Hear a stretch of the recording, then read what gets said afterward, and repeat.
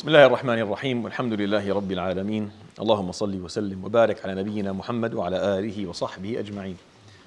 So this is the third session or episode of the episode series on the philosophy of Islamic thought, and hopefully over the last 2 days you've gained a reasonable appreciation of what the word ideology means and how Islam needs to be seen as one. Islam is an ideology, that's what it is.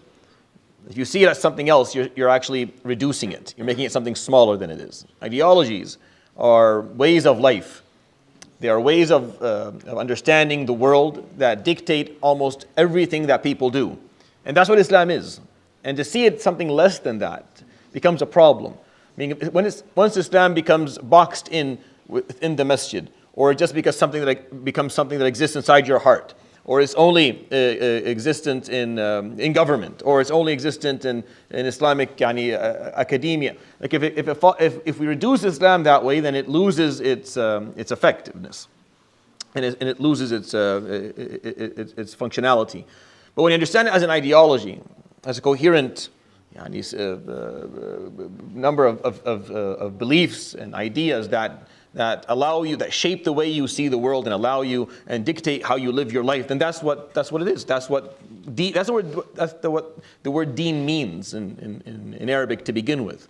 And I'm hoping that inshallah the breakdown that we used over the last yesterday and the day before granted you some degree of appreciation of how to understand Islam, what major questions are important, what questions you should be asking, so that you can seek the right answers, so that you can see Islam from the bigger picture and appreciate the bigger picture that Islam actually carries. Today, we're going to start going into, for the next number of days, so until the end of the series, I'm going to break down the pieces of the ideology. So we're going to talk about the philosophy of thought, the philosophy of morals, philosophy of the social contract, of the financial or economical system, of physical or mental well-being, of governance. So we're going to go down into the pieces where ideologies present themselves, because it's important to understand this piece. How does Islam understand, or what vision does Islam have for the economical system or the social system, or for the human being, the personality of the human being and the character of the human being?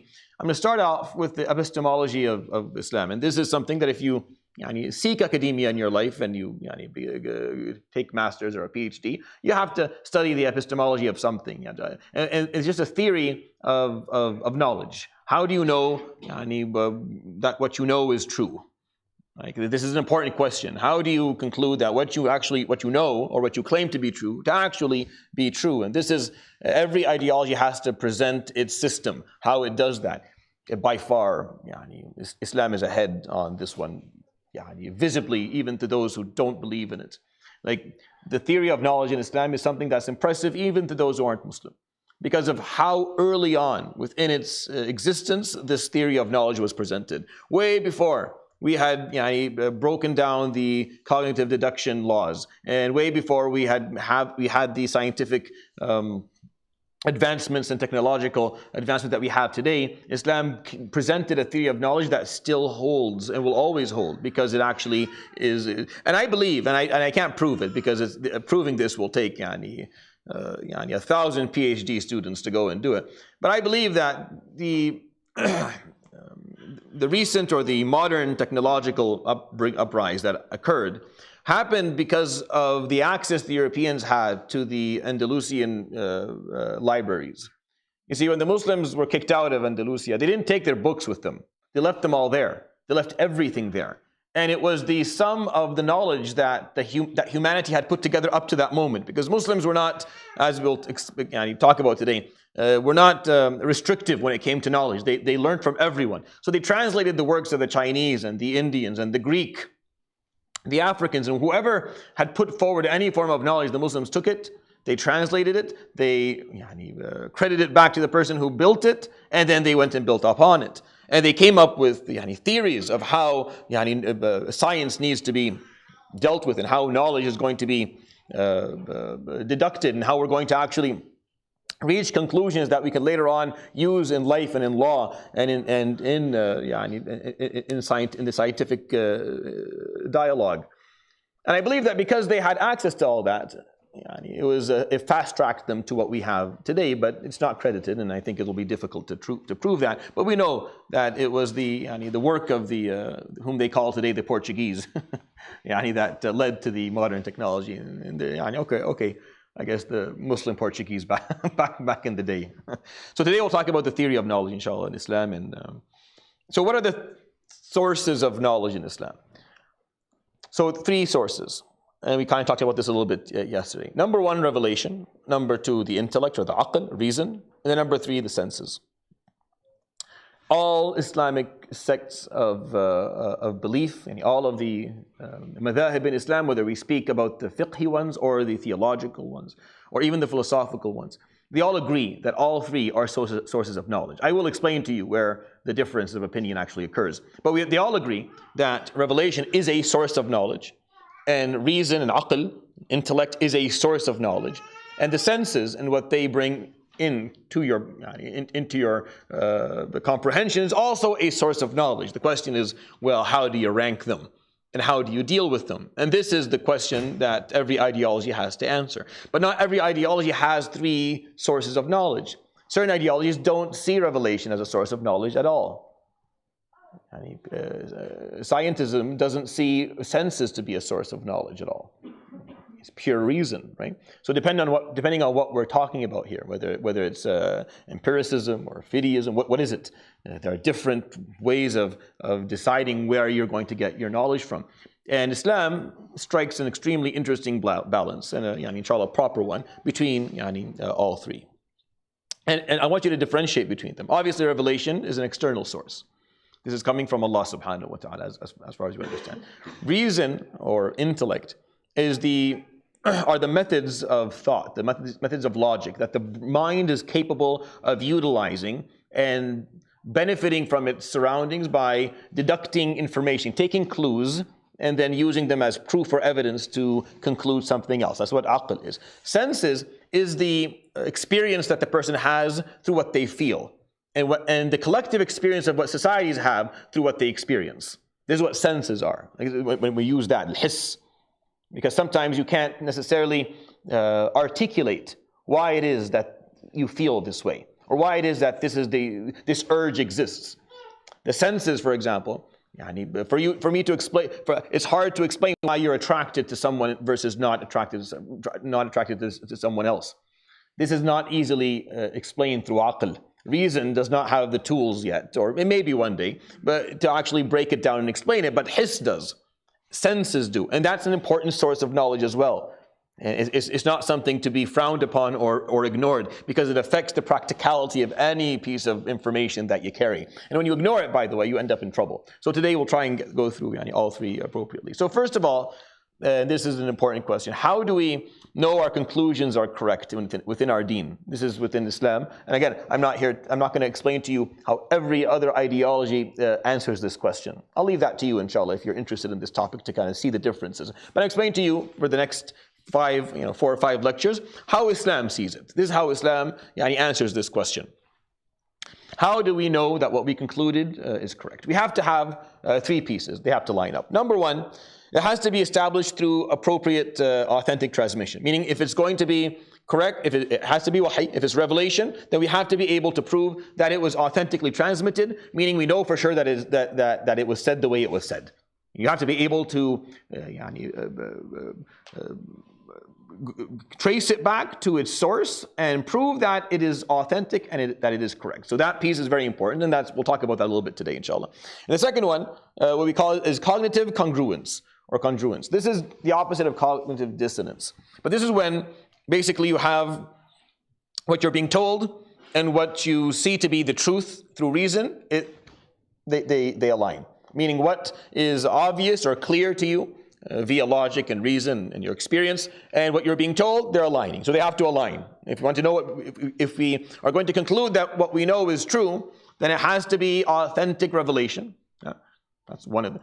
And you have to have cognitive congruence. You can't have your reality and reason and logic and science telling you one thing and then revelation telling you something completely different. There has to be tanasuq. You can't have cognitive dissonance. And the third one is correspondence to reality. You have to see that it actually translates into something that is real. Meaning, If it doesn't, then you end up with just theory. It's just a theory. If there's no pragmatic aspect to what you're claiming, if your knowledge has no pragmatism or there's no realism to it, meaning you can't really prove that this is what's happening. You don't have no examples for it. Now, you can't show.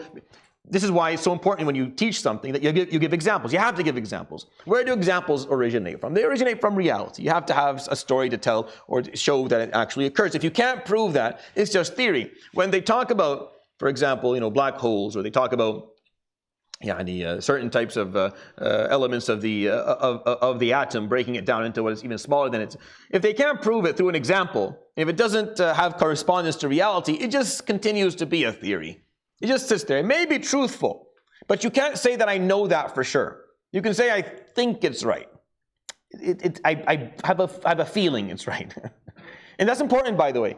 Intuition is extremely important, which is what I mean by senses.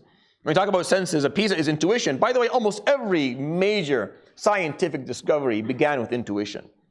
It began with some guy believing this, I'm sure this is right. But why is it right? Why is it right? I have no idea. Can you prove it? Nope. Any evidence? Not really. I just feel it. I just think it's right. And then they go and they start there, and then they go and they actually find ways to make it, to prove it scientifically or logically.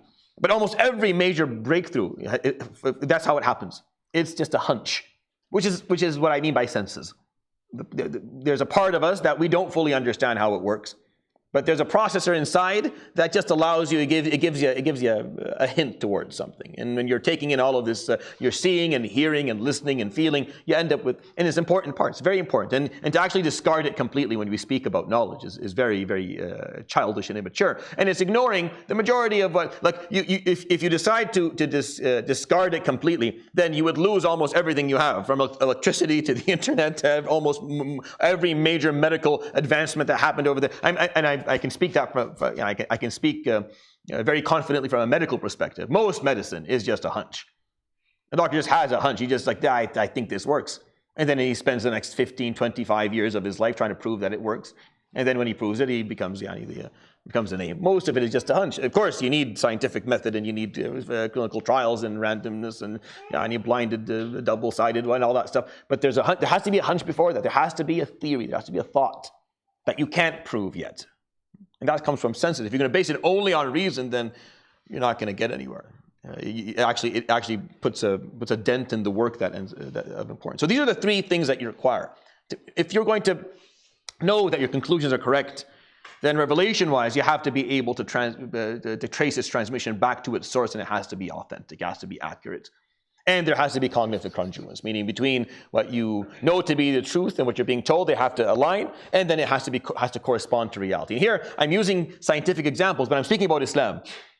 When we as Muslims claim that something is true Islamically, then these three have to exist. We have to be able to use these three and have to point out that they all line up. Any aspect of Islam, whether we're talking about rulings, or whether we're talking about, on a theological perspective, on the oneness of Allah subhanahu wa ta'ala, or something that's huge within our deen, whatever it is, from the smallest detail, from how many times you wash your left hand in wudu, to the existence of the Almighty, everything in between, these three have to be looked at in order for me to know for sure that what I know is correct. So what are the uses and limits of the human intellect? This is the main question that religious ideologies have to ask, and always ask. Because religious ideologies, as I pointed out, will always have at least two, if not three, sources of knowledge. And one of them, the number one, is going to be revelation. It's wahi. You're getting wahi. Allah subhanahu wa ta'ala is communicating with you. And it's divine communication. So every religion is always going to have that piece there regarding wahi. But then you have reason, and the question is, well, what do we do here? How do we reconcile between the two? How do we deal with them? So the question that is always asked, this is an ongoing, obviously, argument that exists within Islam, is what are the uses and what are the limits of the human intellect? So I talked about this yesterday during the pre-Isha Dars, and it was absolutely not intended. Yani I did not line this up. It just subhanAllah, I prepared these things independently over 7 months before. Like I pretended I already have my series for next year jotted down in bullet points. I start doing this right away, just so I'm not scrambling last minute. So it just coincidentally, bitaysir Allah, just ended up there. Talking about self-evident truths. This is an extremely important Islamic concept. There's a big difference in Islam between self-evident universal truths and logical facts or scientific conclusions. They're not the same thing. Self-evident universal truths there's certain criteria for that.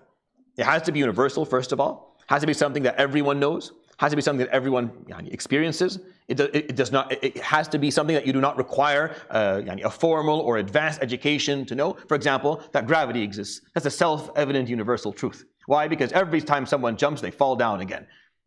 Anything, you drop it, you leave it, it'll drop. Every time, all across the globe, everyone knows it. No one is testing it to say, well, maybe I don't, and they jump off a building hoping to. It's not how because it's a self-evident universal truth. We don't question it. The sun rising from the east and going into and dropping in the west, and the moon. All of these are self-evident universal truths. They're accepted. Time is a self-evident universal truth. That there is time. The fact that there are people aside from me. That there's a consciousness that's not me. That's a self-evident universal truth. What if you're all bots and I'm just the only one here that's actually real?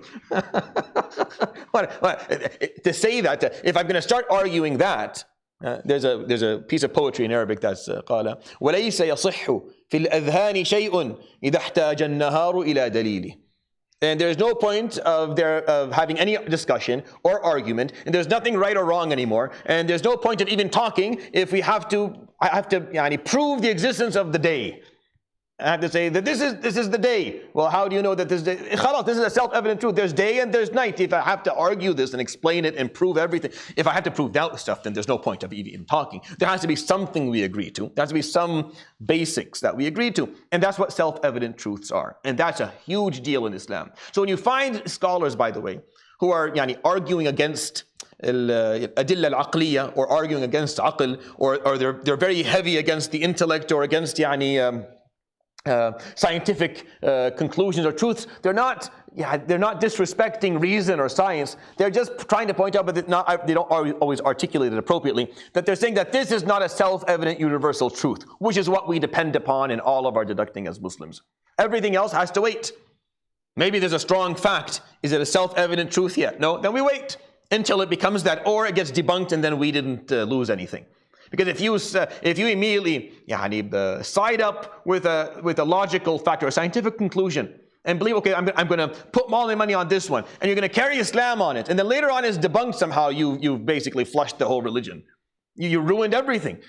But you attach it to self-evident universal truth because those are the constants of the universe. That's what you can very comfortably attach yourself to. That's number one. It's very, very important.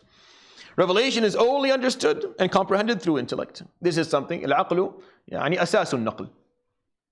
Revelation, which is transmission of religious text, of what Allah subhanahu wa ta'ala said, what the Prophet alayhi salatu wasalam said and did in his life. How is it going to be understood? It needs intellect. Without it, it cannot be understood. Intellect is the basis of religious responsibility. You are not religiously even responsible. Like, you're not accountable for anything if there's no intellect. Intellect is the basis of religious accountability. التكليف. For you to be mukallaf in Islam, you have to have a certain degree of intellect. If you have less than a certain degree, what we call medically mental retardation, then you're not mukallaf. Yeah, you're not accountable. Meaning whatever you do or you don't do does not matter. I know when it doesn't matter. It doesn't make a difference. People, we grew up in villages. We had a lot of them.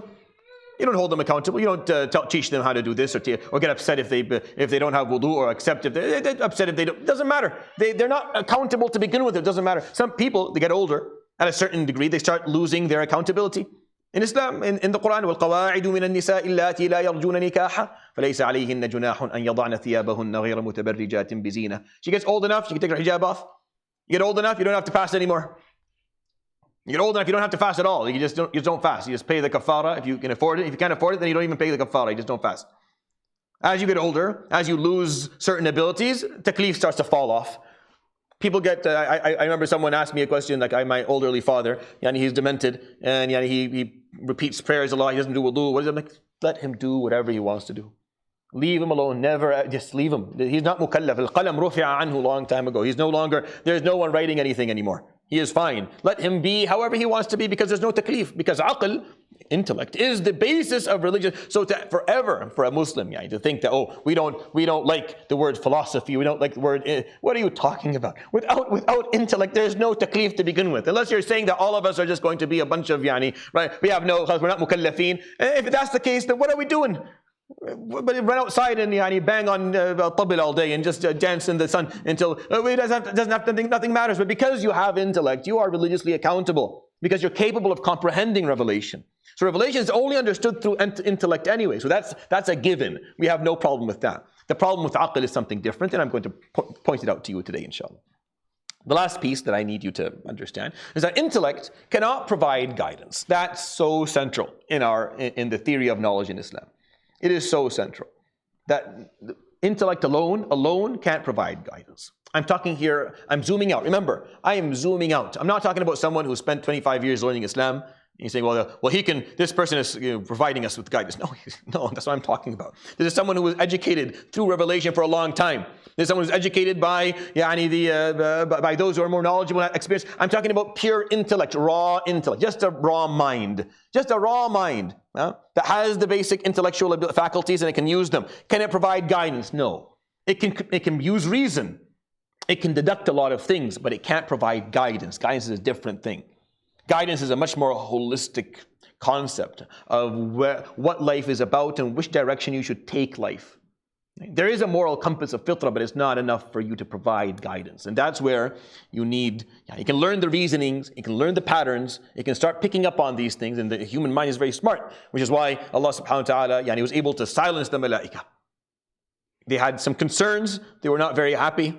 They were تَجْعَلُ فِيهَا مَنْ يُفْسِدُ فِيهَا وَيَسْفِكُ الدِّمَاء. You're going to put someone there to fill it with corruption again and shed blood like what the jinn did. Why would you? وَنَحْنُ نُسَبِّحُ بِحَمْدِكَ وَنُقَدِّسُ لَكَ. Look, there's billions of us. All we do is praise you and obey, and we're close. And why do you need this? So what did he do? عَلَّمَ آدَمَ الْأَسْمَاءَ كُلَّهَا. He taught him the names of things. That's all. He just gave him names. Table, chair, computer. Well, there's no computer, but you got my point. He pointed out things to Adam. And then he called upon the malaika and said, speak to them. So Adam started to speak. Adam didn't just point out tree, river, sun. Adam started to explain things. He put things together. Right? Malaika can't do that. Malaika can only say what they have to be taught something. They have to have a piece of information that is raw, and they can use it and they regurgitate it. The human being, no. The intellect is it's the most powerful tool in the world. Right? It can take all of this information and it can conclude all of these things, include millions of things from a few pieces of information. You do it all the time. As a human being, you're always picking up on, and the more attentive you are, the more you pick up, and the more you learn, and the more you're able to deduct pieces of information from small little changes that you see. Right? It's a very interesting aspect of being a human being. And that's why intellect is such an important part of Islamic law, because of Islamic philosophy, is because you have that ability. Allah subhanahu wa ta'ala put it in you. So it's not something to be disrespect, it's just how do we use it. So here's a statement that I think is central within the theory of knowledge within Islam. Very important. Allah subhanahu wa ta'ala, or God in general, like the creator, right, is concluded through the intellect and senses, deducting conclusions from self-evident truths. That is how we build our iman. Your iman is not built on anything else. You don't deduct the oneness of Allah or the existence of Allah subhanahu wa ta'ala through variables that occur around you. There's no sense in that. If you are going to conclude the existence of a constant, of one who never changes, one who is always there, you cannot do that by observing variables, things that keep on changing. They're there, they're not there. No, you can't. It has to be something that's constant. Logically, it has to make that sense. And the Quran, that's what it talks about. The Quran tells you when the ayat, the divine signs of Allah subhanahu wa ta'ala, The Quran never uses complicated examples, right? We like complicated examples. You want someone to show you how the embryo is actually moving and how the cells just differentiate, and we don't know why these 4 cells decide to become the placenta and these 4 cells become you. We don't, and you're watching it happen, and it's absolutely, the Quran is much more simple than that. The Quran says 2 people, and there's a third. There's 2 people, and they don't actually create it. They just have a nice time, and then there's a third person. That is a constant in the universe. It always happens. That is what you deduct the existence of God from. The sun, it comes up, it goes down every day. There's day, there is night, there's the moon, there's the rivers, there's life, there's the universe, there's history. The constant, the stuff that don't change. The self-evident universal truths that are there, the Quran asks you to look at them. And then you deduct the existence of a creator from those, not from the variables. And that is the piece that is central within our Islamic theory of knowledge. That's the central piece. The stuff that people completely ignore, the things that we don't. We are able of deducting information from the smallest. Look at detectives, and if you grew up watching CSI, it's always interesting to see how they can reenact a complete crime scene from from threads and little remnants of fingerprints and a little bit of DNA, just small clues. They can figure out everything. And that's really how the intellect should do. We should perform and should behave, is that you deduct things from every clue that exists. Everything that's happening is teaching you something. Well, people's facial expressions teach you stuff. Kids learn very quickly when they walk into the house. What's happening? Who's happy? Who's upset? From the way they walk, you know. From the sound of your father's foot hitting the ground, you know if you're in trouble or if things are fine. Just from the sound of it, you deduct all this information. Yet the self-evident universal truths, nothing. There's nothing to learn from that. That is the modern way. That's Western scientism. Everything, we learn something from everything except the big stuff, except the universal truths. The sun is there. So we're going to learn how to benefit from its rays and what types of rays it has and but the fact that it's there, what do you deduct from that? Nothing. Nothing at all. There's nothing to deduct. It's just there. So you're willing to learn from everything except the self-evident truths that exist in the universe? Yeah. And that makes sense to you? Islam says from the self-evident truths is where you figure out La ilaha illallah. That's how you figure out that there's a God. All you have to figure out is that there is a creator. That's it. That's it. The rest of it will come through revelation. You don't have to worry about the rest of it. Making the existence of a creator a self-evident truth by proxy. Right? If you are deducting the same thing from every self-evident truth, if every self-evident truth that exists in the world points out to the oneness of the laws, to the oneness of matter, to the unity of creation, then it's all pointing in the same direction of the oneness of the creator or a creator who made this intelligible. And that becomes a self-evident truth by proxy. It's no longer, afillahi shak, no. There's no shak in Allah subhanahu wa ta'ala. There's shak in a lot of other stuff, but not in Allah, not in a creator. What are you talking about? All of this, that's all you need. That's all you need, is the fact that they're there. And it doesn't matter what science breaks down, like breaking down the sun to its elements, understanding how Saturn has its rings, figuring out how the solar system actually, it doesn't debunk God.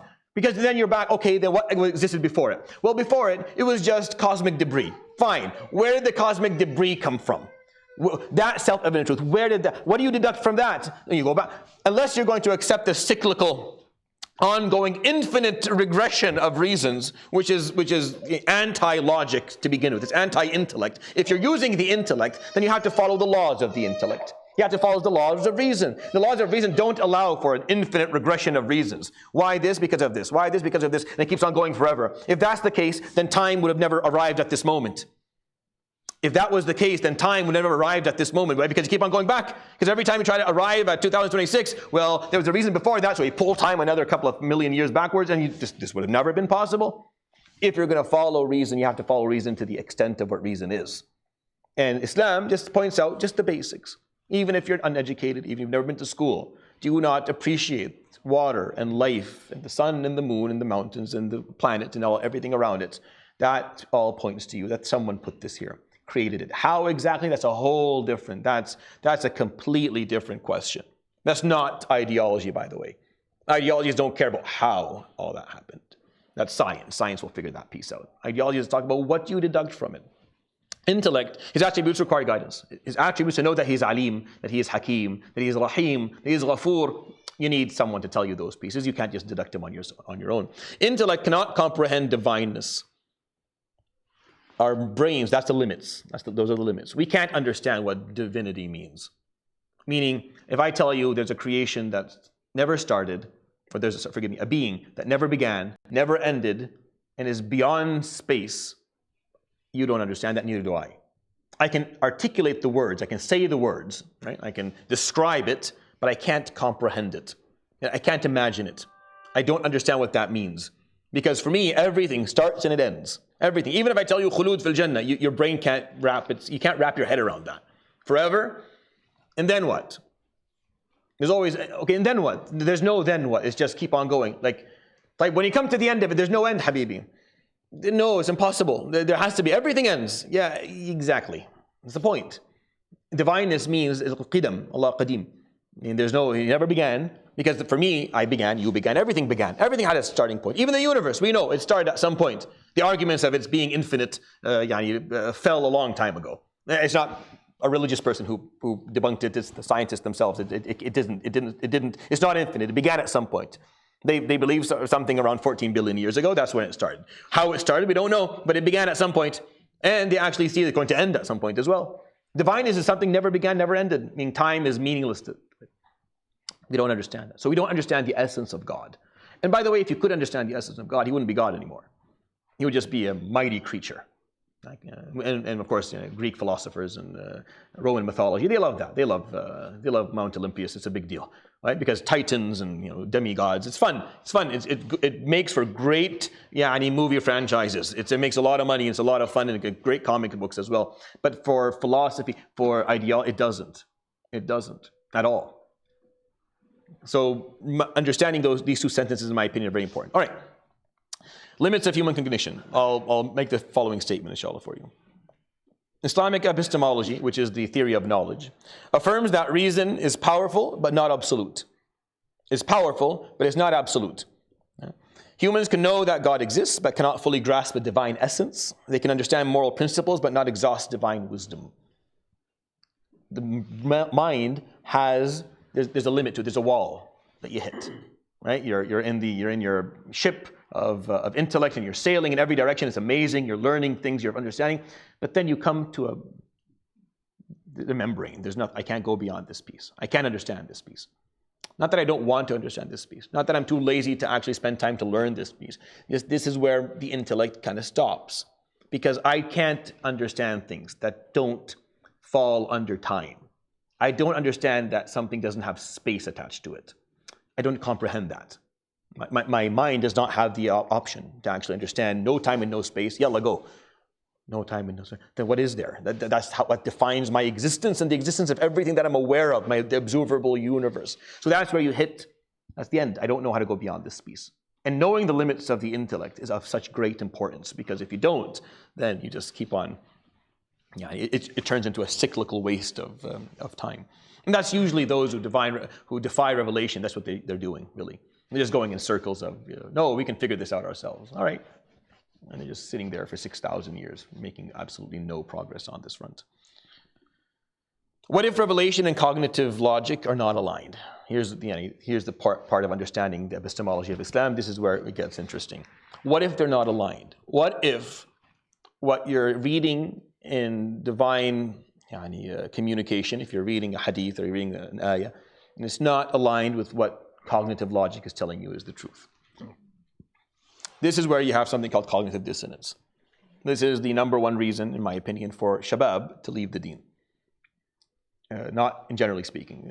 When Yaqeen Institute did their survey, the number one reason was religious people, interestingly enough.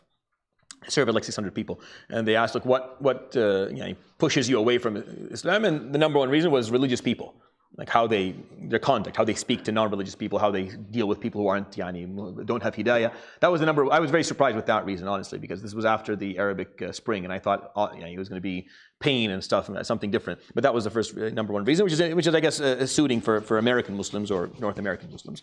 But cognitive dissonance for the demographic of the youth is definitely number one. Is when they can't make sense of what their parents are telling them is revelation, Or the Shaykh is telling them this is haqq, this is what Allah subhanahu wa ta'ala says, this is what the Prophet ﷺ teaches, and then what they are experiencing in reality. When they don't align, they run into a problem. It's a pain.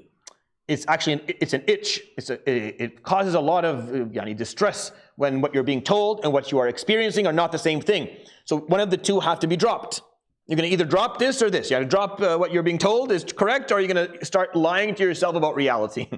You're going to start bending reality and trying to make it fit this broken mold that doesn't fit or suit reality to begin with.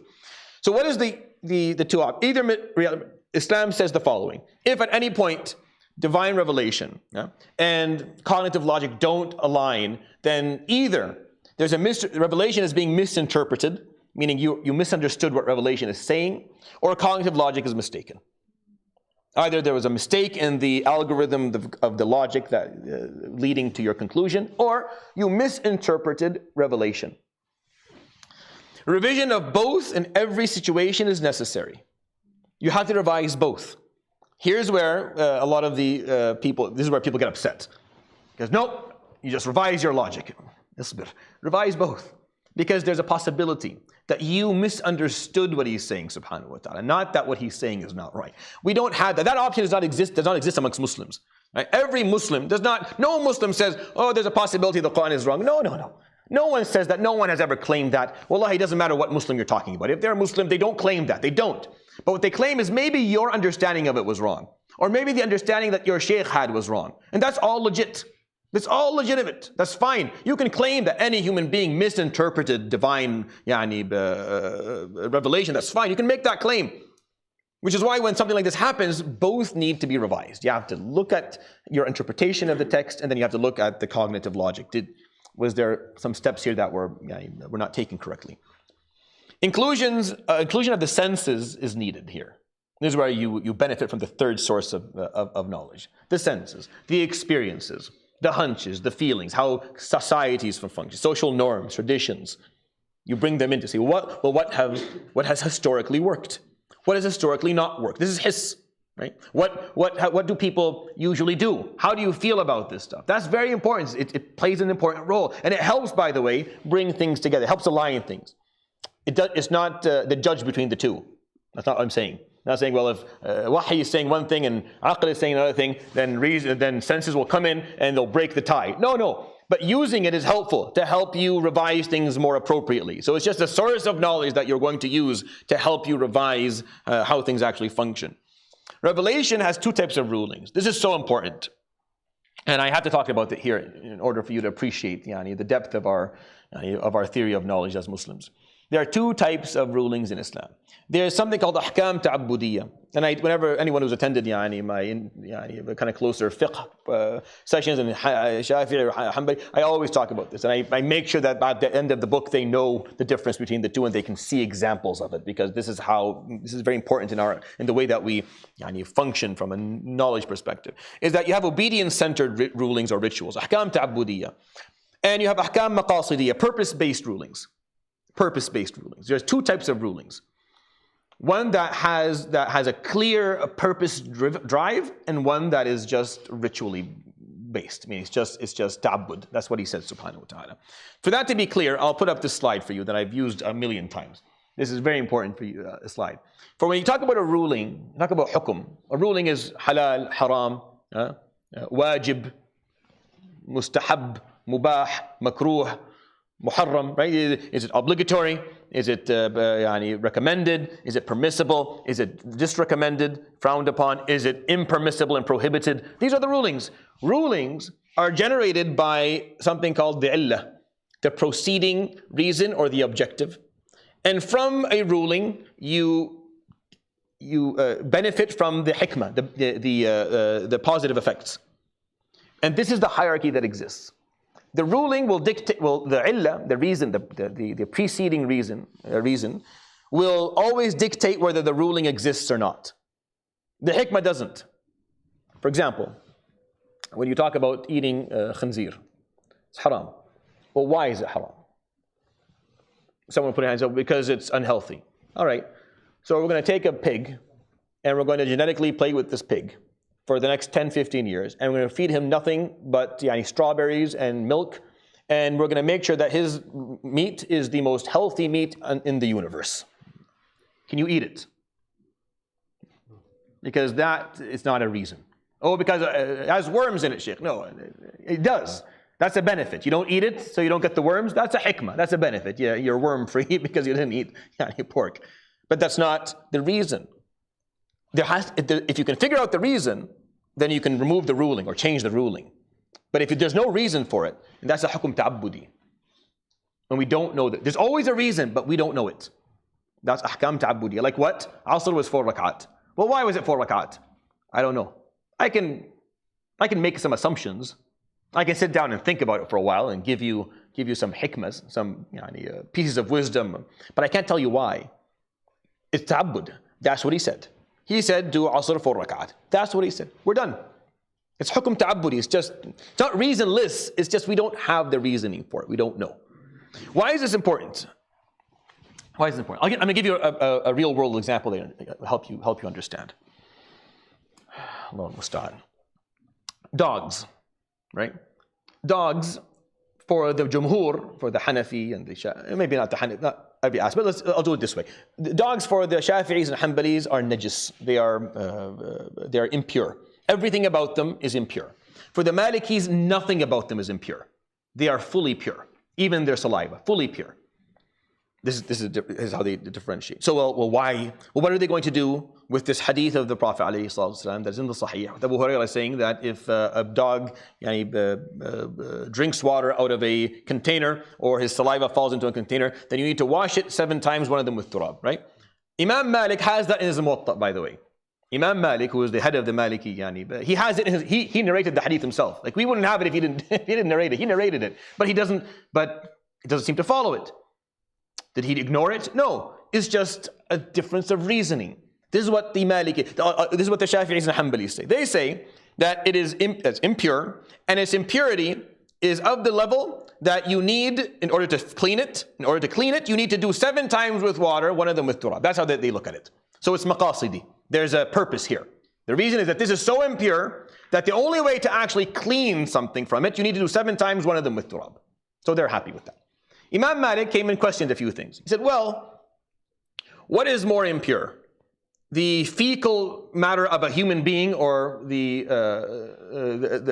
lu'ab of a dog, right?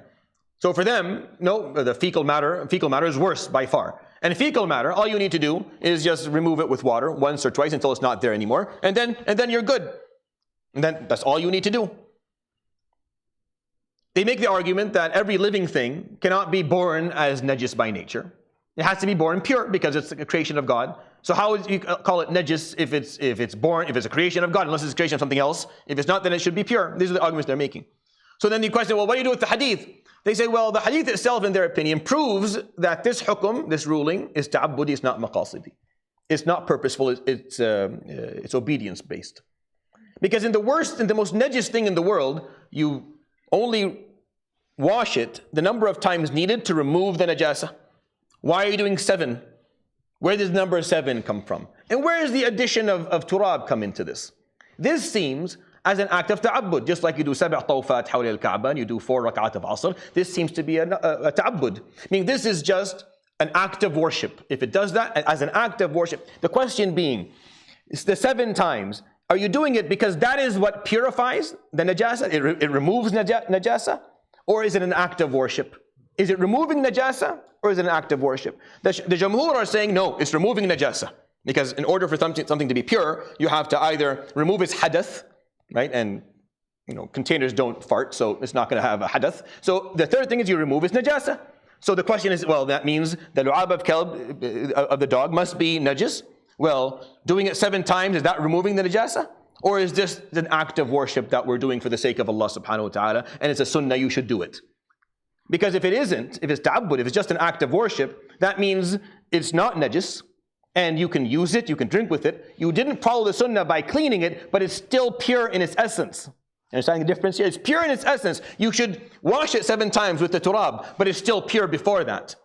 For you to make the argument that no, 7 times is what's needed to actually remove the impurity, is where you say it's a purpose-driven ruling. So the scholars, when they're differing, they're just differing. Is this an obedience-driven ruling, meaning this, or is it a purpose-driven ruling? The Jumhur are saying no, it's a purpose-driven ruling. It's najis and it needs 7 times not to be najis.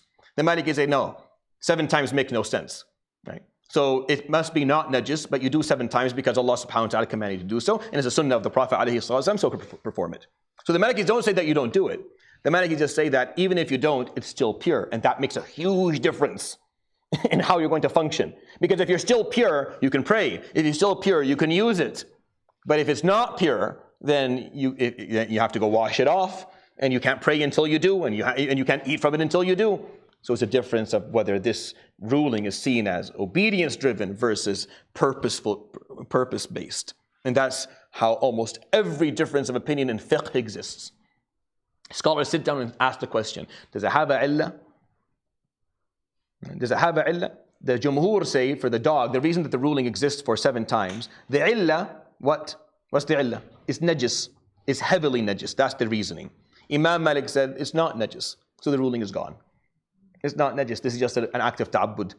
It's just like praying salat as-sunnah.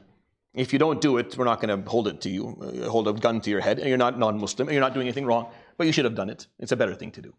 And that changes the paradigm completely. Just an example for you to. Another example of where cognitive logic and revelation don't meet, or Islamically we felt that people felt they didn't meet. Everything meets because it's the same source. Inheritance, for example. Inheritance. Why is it that we're going to give? This is what's happening across the Muslim world. Why are we giving women half? It doesn't make any sense. Revelation is saying they should get half of the man, and reason is saying it doesn't make any sense. So what do? Do we remove the verses in Surah An-Nisa, just take them out, and go ahead and do what the reason? Or do we revise both the ruling and revise both the logic that allows us to? When you revise both, you find that no, it does. Because Islam is basing its ruling on the social norm that should exist, which is men are responsible for the financial well-being of the women in their lives.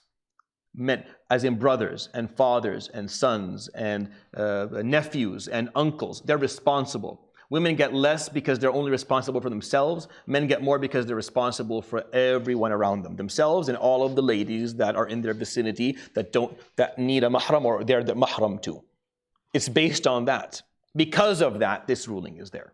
So this is why you go back and revise. You go say, take a look. Did we misinterpret the ayah?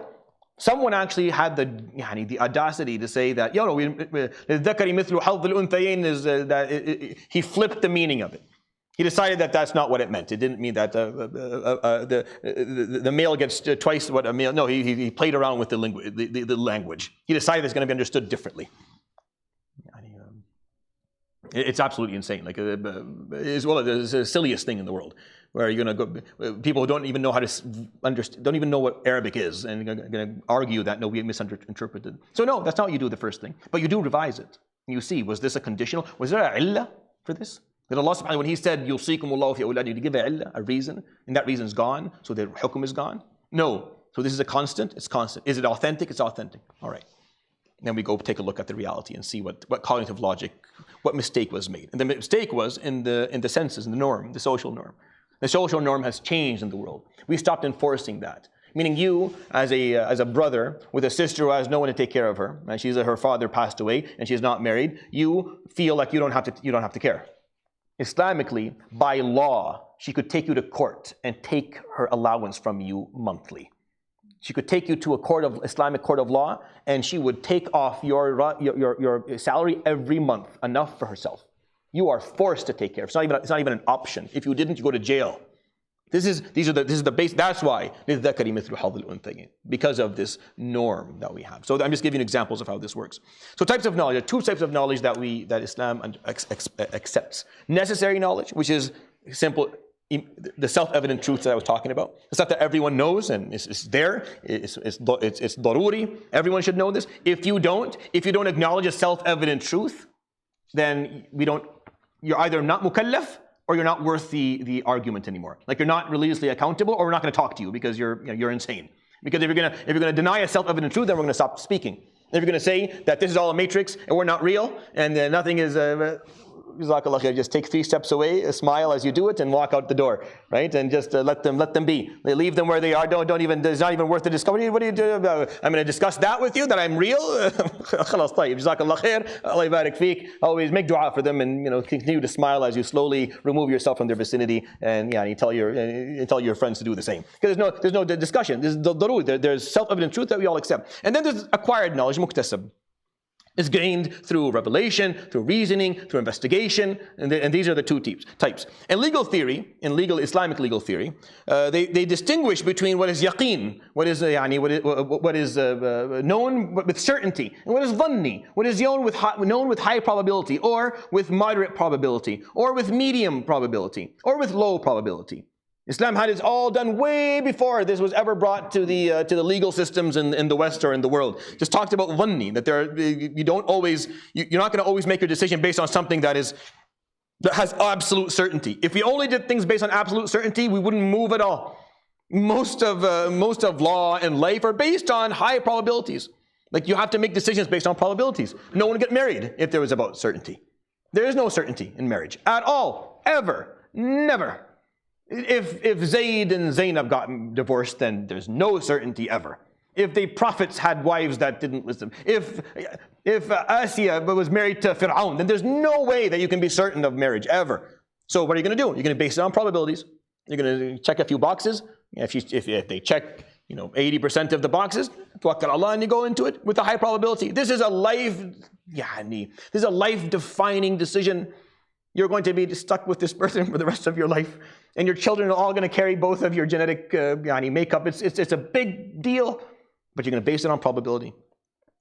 Let's talk about the how aql and naql. Did it jump up? Okay, it didn't. I feel like is there something missing? Well, I feel there's something missing. Okay, that's all right. So let's quickly go through aql and naql. When we talk about reason and talk about revelation, how have the Muslim sects over time understood it? And I'll share with you 4 opinions out of the many opinions that exist, the 4 that actually are worth sharing. So we'll start with the Mu'tazili because it's the oldest, not because it's the right one, and because it's the oldest. It exists before. It was articulated earlier than everything else. Even the Athari or the Hanbali was articulated much later. Now everyone claims this to be the authentic way of seeing Islam, but it was articulated early on. The Mu'tazili, articulated. For them, it's primary of intellect. For them, aql comes first. It's the first thing that you're going to utilize. It's what you're going to base everything upon. And for them, the basic idea was the following. Reason is capable of discovering moral truths independently. They believe that your reason is capable of discovering moral truths, meaning istiqamah and adl and haqq. They believe that the intellect is capable of figuring that out on its own. This is an opinion. This is where our epistemology becomes so interesting, because we started talking about this. Can the intellect figure out that you need to be truthful and trustworthy on your own? Or do you need some degree of guidance? Guidance is required for you to figure out how to live your life in the long run. When it comes to moral structure, like when it comes to ethics, is the mind capable of figuring out these ethics with no interference? Just the raw mind. And the Mu'tazili believe that it can. And that revelation comes and it confirms what reason has already figured out. That's how they see revelation. It comes and it confirms it all. And they say, and that's why he said, إِنَّمَا بُعِثْتُ لِأُتَمِّمَ مَكَارِمَ الْأَخْلَاقِ. I'm going to complete the great ethics, because people have already figured that out. That's the evidence that they use. I'm not here to defend them, by the way. I'm just giving you how it's understood. And if a text appears to contradict reason, it must be interpreted metaphorically. They are quick to that. One of their flaws, they're very quick to that. So if any time a nas, a text, at least text, goes against what reason believes to be the truth, then you will interpret this in a figurative manner, basically kind of removing it out of the equation.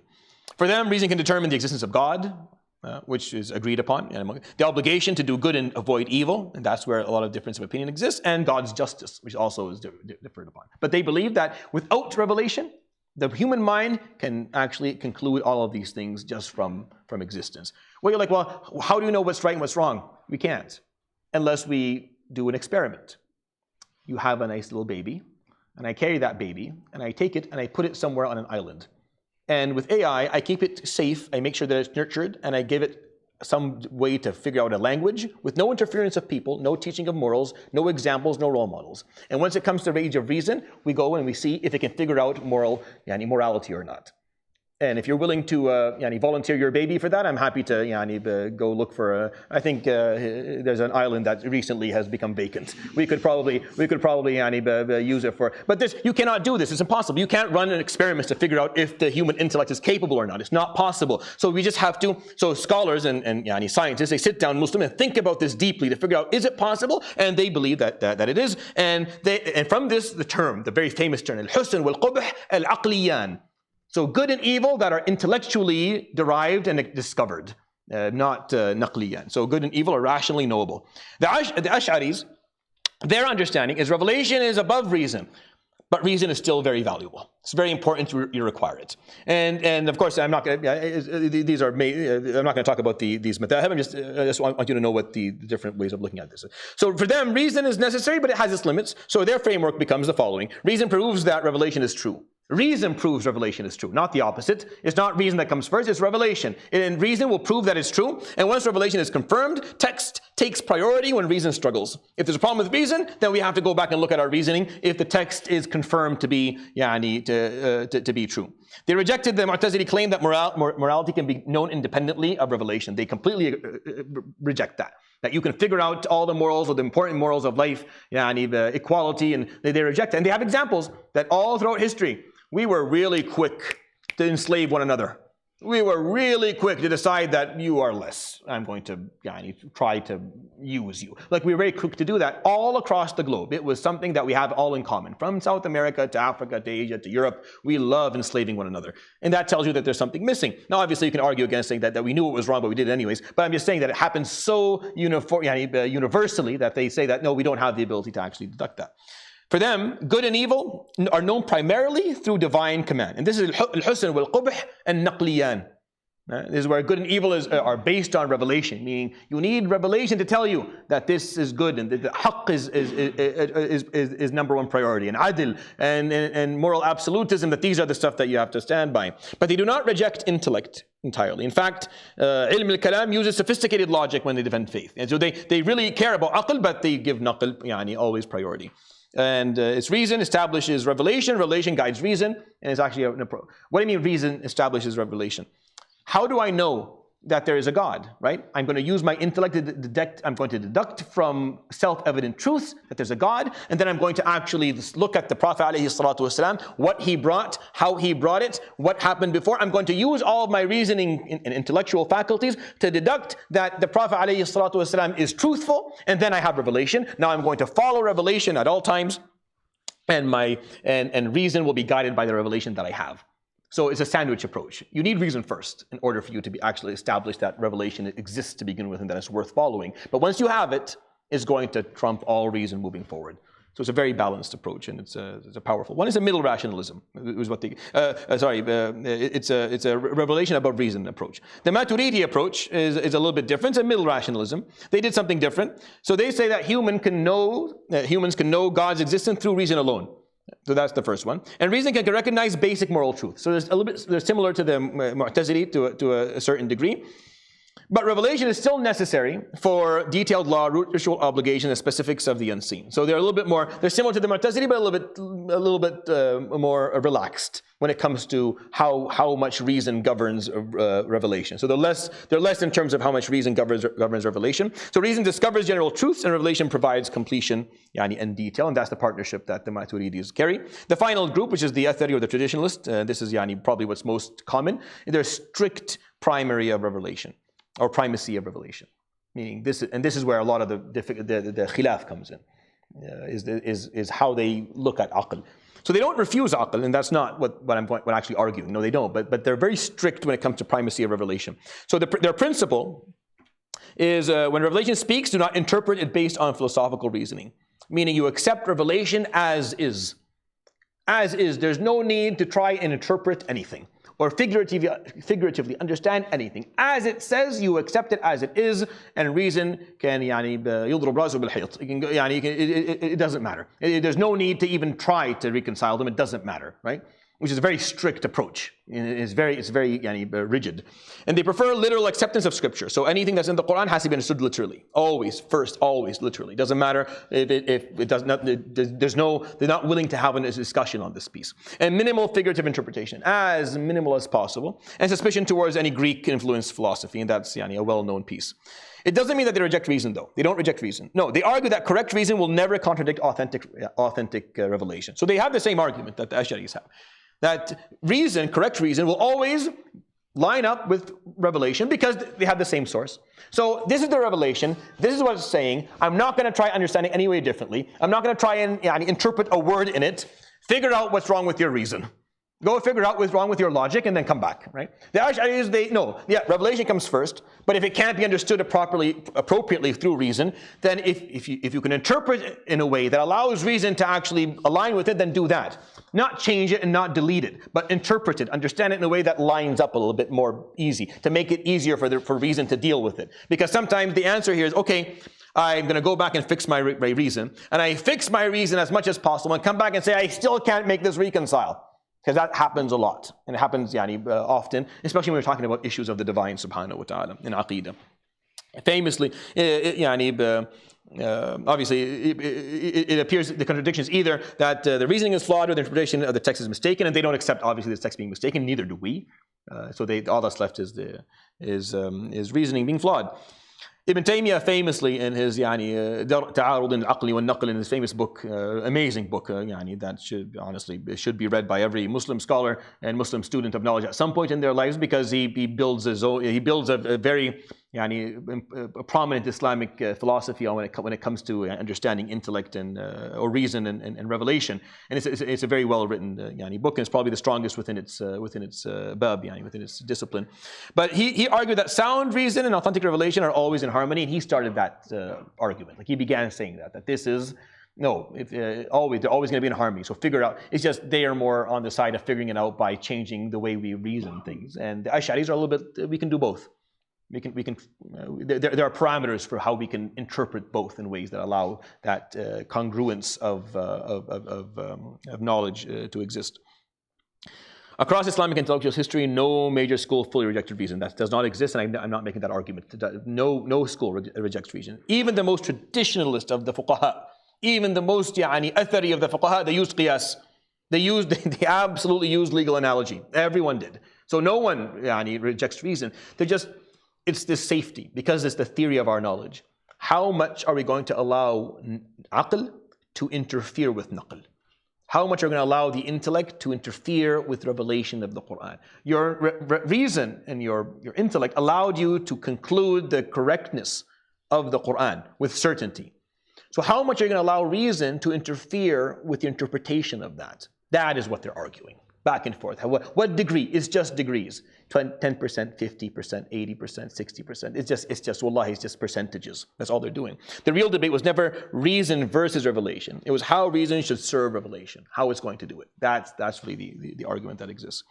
I'm going to give you an example of what I meant earlier by how fuqaha look at this. Here's how evidence is classified in Islam. Right? You have sanctity, you have weight of evidence. The piece of evidence is either holy, sacred, meaning it's Quran and Sunnah, meaning Allah said, the Prophet ﷺ said, or it's respected. Abu Bakr said, the Hassan al-Basri said, this is what Ahl al-Madinah used to do. It's very respected, but it's not holy, it's not sacred. Right? So these are the two weights. When it comes to authenticity, there's either definitive, qat'i thubut, meaning we know for sure that this is what? Quran. And very few selected ahadith are mutawatir. Right? The rest of it is probabilistic. It's dhanni. It's most likely this is what he said. It's most likely that this is what he said, and this is how he said it, and this is what he meant by saying it. That's probabilistic in terms of just what? Authenticity. And then the third dimension is indication. What does it mean? You have definitive indication, right? And then you have like Qul huwallahu ahad. There's no second way to understand this. That's it. You can't interpret this some other way. It's definitive in what it means. That's what indication means, what it means. And then you have probabilistic indication. يتربصن والمطلقات ويتربصن بأنفسهن ثلاثة قروء. What is قروء? Authenticity-wise, it is definitive. This is Quran. There's no question that word is correct. But what does it mean? Is it definitive in its meaning? No. Some scholars say it means haylat, the number of menstruation period, and some say it's tuhurat, the time that they're not menstruating. And that's why you have the Hanafis in one direction, the Shafi'is in the other. But look at how many different levels of evidence are you going to have when you mix these up. Now, the highest level of evidence is holy evidence that is definitive in its authenticity and definitive in its indication. قُلْ هُوَ اللَّهُ أَحَدٌ اللَّهُ لَا إِلَهَ إِلَّا هُوَ الْحَيُّ الْقَيُّومُ. Done. We're finished. There's no, that's highest level of evidence. It doesn't matter what exists under it. That's high. That's important. Then you have holy, sacred, definitive authenticity, probabilistic indication, level B. And then you mix them up, have C and D and E and F and G. This is what lawyers do in a court of law. Every piece of evidence is important. You have to bring it. You have to present all of the evidence. Just because the evidence is weak doesn't mean that you don't present it. And just because it's strong doesn't mean that you ignore everything else. That's why, for example, if you read a hadith in Bukhari and you come and you tell someone that you have to change what they're doing based on it, you don't understand how our epistemology works. Because that hadith that you brought, what is it? Is it a ruling? Is it a conclusion? Is it a piece of knowledge, information? It's a piece of evidence. It's ranked maybe C. Amazing. Put it in the kaffa. Bring the rest of the evidence. Well, I don't know. Then maybe don't do this. But don't do that. Don't walk up to people and shoot them with a hadith that you read. Don't do that, because unless you know all of the evidence, then you shouldn't do that. So people are like, well, you follow the imams. Ya Habibi. What the imams did was they took each issue and they gathered all of the evidence, ranking A and B and C and D and E and F, and they put the number and they looked at it. And they used an algorithm. They used an algorithm that they built to figure out how to weigh the evidence and then how to conclude a ruling. So yes, when you come to me with a hadith and you tell me this is what he says, I may follow Imam al-Shafi'i. Not because I don't respect the Prophet ﷺ, but because I know Imam al-Shafi'i and his scholars with him, they knew that hadith, they put it in the scales along with all the other evidence, and they concluded something different than what is being, or they interpreted it differently. So it's not an issue of disrespect of knowledge, it's actually the respect of the epistemology of our own faith, of how knowledge actually functions. But if you don't know that, then you're going to be all, well, you don't listen to Sunnah. No. You know Sunnah more than Imam Malik. Imam Malik wrote the Muwatta. You know Sunnah more than him. What are you saying? He listened to Ibn Shihab al-Zuhri. Wallahi, I'm not good enough to be his shoe. He listened to Ibn Shihab al-Zuhri speak, and you're going to say that Imam Malik, I don't listen to the madhab. I listen to... Imam Bukhari followed these scholars. He followed these people. He just brought us the revelation. He just brought us revelation. Jazahullahu khairan. Imagine if he didn't, we would have lost so much. But you have to know how the epistemology works, so that you know how to weigh evidence. And this is how our deen works. You have usul al-fiqh, you have qawaid shar'iyya, you have fiqh. It's like the constitution, the law, the verdicts, individual rulings. Fiqh is just individual rulings, all it is. When you learn fiqh, you're not qualified to tell people what to do. You're just knowing how you're going to practice your faith alone. That's all you're going to do. Because it's an individual ruling that I'm giving you. If you learn the law, which is qawaid shar'iyya, now you can argue. But if you're going to be able to actually say this is okay and this is not, if you're going to be a judge, you have to also understand the Constitution. Then in any court of law, you can ask. If you know the Constitution, understand the law, then you are capable of generating rulings. That's what judges do. That's why they sit there, because they studied all these things. And I haven't, and that's important. That's how our deen works. This is how the theory of knowledge exists in our deen. So what are the main sources of evidence? Quran, Sunnah, consists of study usul al-fiqh. This is what I'm putting these slides here for, just to encourage you. Study usul al-fiqh, so you know what the sources of evidence are. So you understand when the scholars, Imam Malik, yes, he prioritizes Quran, and then he prioritizes Sunnah, and then he prioritizes ijma', the consensus of scholars, and then he prioritizes qiyas. But he has within them certain parameters of what he's going to listen to, and what he accepts and what he doesn't. Imam Abu Hanifa, same thing. He has the exact same thing. Imam Hanifa has very specific things when it comes to Sunnah. Now, when it comes to fiqh, if Abu Hurairah is saying it, he doesn't necessarily take that as importantly as if Umar said it. Because he doesn't see Abu Hurairah to be a faqih. He sees him to be a muhaddith, meaning he's very good with transmission, but he's not necessarily a faqih. So if he's talking about fiqh, he'll take a step back. He'll wait. He'll see what other pieces of evidence exist. It's the algorithm he has. It's not disrespect. It's just how It's the algorithm he uses to deduct rulings, to come up with rulings, conclude rulings from the evidence that's in front of him. It's actually extremely impressive. And it's beautiful. I love it. It's colors. Every scholar just had a different way of going by things. Study usul fiqh, you'll absolutely fall in love with your deen.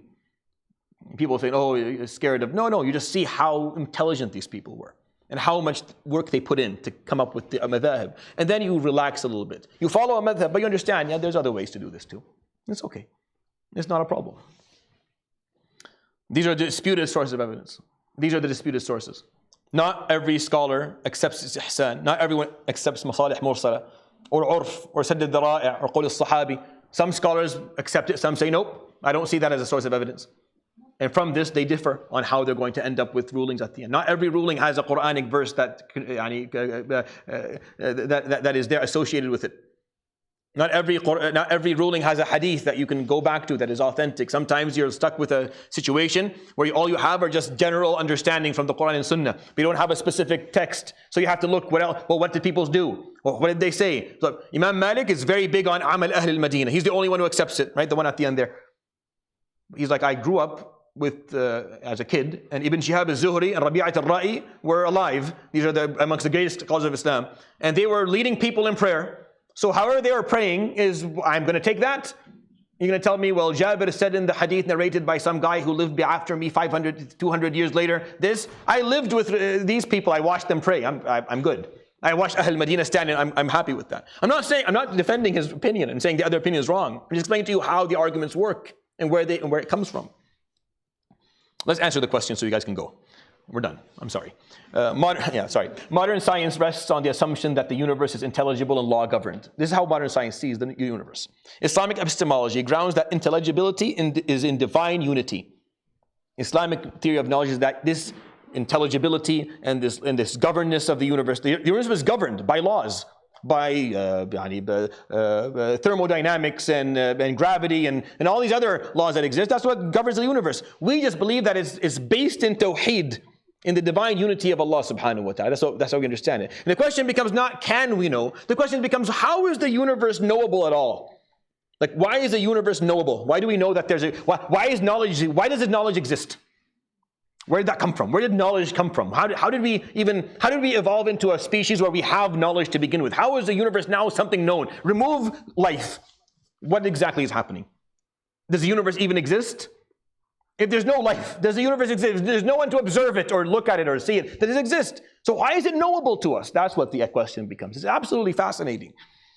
Islamic epistemology is a realist, theistic, integrative model of knowledge in which sense, perception, reason, and revelation work in complementary domains with an emphasis on intellectual responsibility and epistemic humility.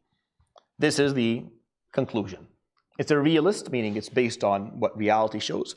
It's theistic, meaning it comes from theology. It's revelation-based. It's integrative modes of knowledge. So you're bringing together the reason, and you're bringing revelation, and you're bringing the experiences that the senses allow, and you're putting them all together with epistemic humility. Meaning when it comes to knowledge, you have humility. You realize that your reasoning, the epistemic piece of you, your reasoning is not perfect. It can be wrong. So you have humility, meaning you're willing to go back and look at it again and wonder, maybe you got it wrong. Maybe you misunderstood. Maybe you're not looking at reality from the right angle, through the right lens. It is neither pure rationalism, nor pure empiricism, nor pure fideism. It doesn't depend purely on revelation, or purely on reason, or purely on senses. It depends on all three of them, and they work harmoniously. And it's amazing how scholars 1,000 years ago were arguing these pieces, and they still argue them. And there's difference, and from that we have all of this diversity within Islamic law that is beautiful, that allows us as Muslims to function everywhere in the world and continue to synchronize with one another. It's a layered system. I had some other pieces, but I'm going to end with that. Inshallah, subhanahu wa ta'ala, la ilaha illa ant, astaghfiruka wa atubu ilayk, wa sallallahu wa sallam wa baraka ala nabiyyina Muhammad sallallahu alayhi wa sallam. I promise you, the next ones are shorter. This is the longest of them because it's the theory of knowledge, which is the most important part of our deen. Is iqra bismi rabbik and learning, right? There's nothing that trumps that in our deen at all. So everything else is going to be a bit shorter. So inshallah, we'll get you out before iftar.